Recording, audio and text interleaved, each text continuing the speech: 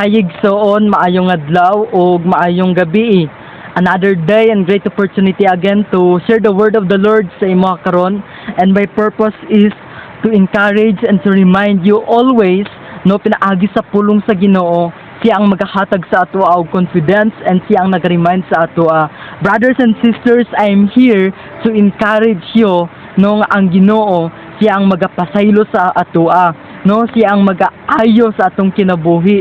It because ang atong kinabuhi is kung nagasikta o guidance sa uban nga mga tawo, sometimes we fail. It because naatay ka ng mga gipangita or naatay ka ng pangitaon nga information, no, pero wala nato makaplagan diya sa atong isigatawo. But through the word of God and kung atong pangitaon ng atong kanang gusto nga makita, which is pangitaon nato diya sa Ginoo, makaplagan jud nato no ang kanang mga desire or kanang purpose nato sa atong kinabuhi. If we seek Him, no, kung pangitaon nato ang Ginoo, makaplagan jud nato atong purpose sa kinabuhi.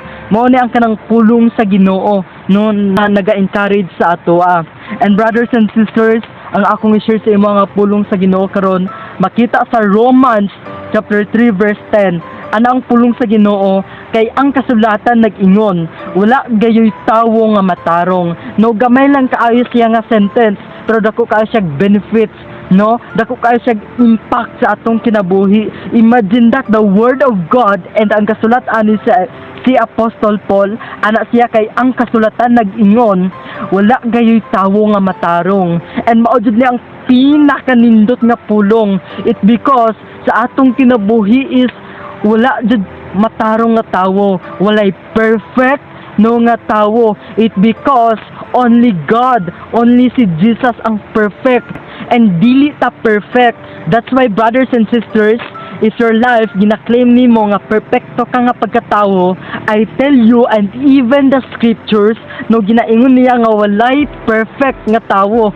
That's why brothers and sisters, no kini nga verses ginatudluan ta niya nga dapat mahimo tang kanang humble sa tanang higayon, no? Ang atong pagka-humble sa atong kinabuhi wala naga-matter sa atong sitwasyon, no, naaman tay achievements or naglisod-lisod man ta, we remain humble. It because the Bible says nagaingon, no, walay usa ka matarong nga tawo. And even ako, even ikaw, kitang tanan dili ta perfect. That's why kini nga verses ginatudluan ta niya kung paano magiging humble sa atong kinabuhi. Makaplagan man nato or maangkon man nato ang atong achievements or goals sa kinabuhi, we remain humble. It because mao ni ang kanang pinaka-importante sa ato, ang kanang pagiging humble. Brothers and sisters, if your life right now naka sa kanang pride or naaka sa sitwasyon dili nimo makontrol no ang imong kaugalingon, it because no nakay ka ng pride sa imong self, sa imong heart or sa imong life, no, i-declare na sa Ginoo. It because through Him no kaya kaniya bag-ohon, no, kung ang imong kinabuhi dili kaya mabag-o sa imong isigkatawo, no, but God kaya niya mabuhat tanan.